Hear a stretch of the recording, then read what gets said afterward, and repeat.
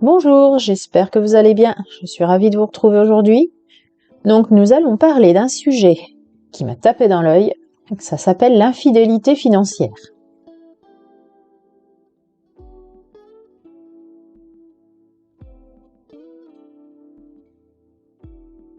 Vous n'avez jamais entendu parler de cette expression?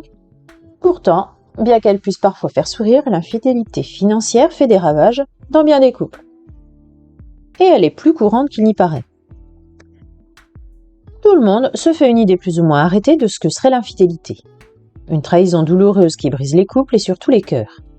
Eh bien, sachez que côté finance, il est également possible d'être trompé. Mais alors, comment est-ce possible? Et qu'est-ce que l'infidélité financière?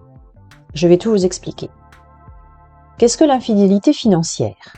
On parle d'infidélité financière lorsque dans un couple, l'un des deux conjoints dissimule volontairement un fait par rapport à de l'argent, mettant l'autre personne dans une position de subordination.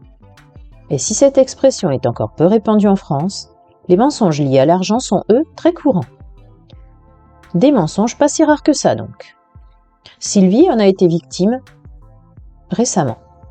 Elle a découvert il y a quelques mois, au moment de sa séparation, que son ex-mari, avec qui elle a été en couple pendant 10 ans, payait un crédit mensuel de 400 € pour son ex-femme derrière son dos. Il n'avait jamais d'argent et, à part les courses, c'était toujours elle qui payait tout, pensant qu'il avait des soucis financiers. Au moment de leur séparation, il y a quelques mois, ils ont même eu sur leur compte commun une saisie de la CAF pour le versement de la pension alimentaire de son ex-femme. Elle n'était évidemment pas non plus au courant de ce problème. L'infidélité financière est un facteur de séparation.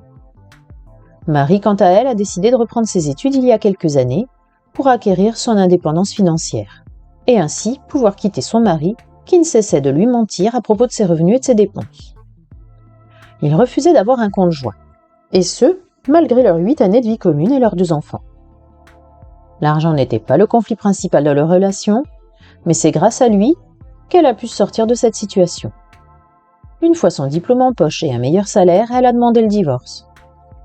Suite à cette situation vécue comme une véritable trahison, Sylvie s'est elle aussi séparée de son mari. Et bien que cette tromperie n'a pas été la seule raison de leur séparation, cet épisode a laissé des traces. Elle est désormais propriétaire de sa maison. Pour être indépendante financièrement à 100%, elle ne veut rien devoir à personne. Depuis cet événement, elle n'arrive plus à faire confiance quand il s'agit de relations amoureuses. Elle n'a d'ailleurs plus vraiment envie de vivre avec quelqu'un.